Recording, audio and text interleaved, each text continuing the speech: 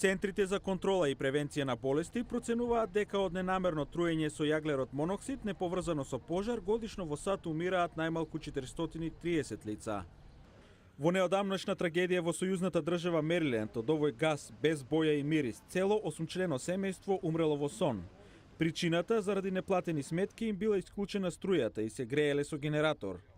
Директорот на Агенцијата за отровни супстанции Патрик Брейси вели дека симптомите на труење со јаглерод моноксид може да започнат незабележливо и дека на почетокот е тешко да се идентификуваат. За Гласот на Америка тој зборуваше преку Skype. Доколку се погоди да спиете во тој момент, гасот може да биде во просторијата без да почувствувате. Затоа ова се случаи на екстремен морталитет, зашто обично се случува навечер, кога луѓето спиат.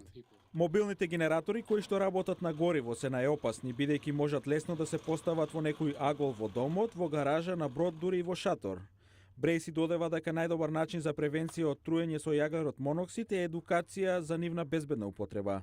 Прв чекор е да се избегнува и да се користат во каква било затворена средина. Второ, ги повикуваме луѓето дома да почнат да ставаат детектори за јаглероден моноксид. Достапни се на секаде, работат на батерии. Експертите уште советуваат дека мобилните генератори треба секогаш да бидат лоцирани на отворено и на најмалку 4,5 метри од домот.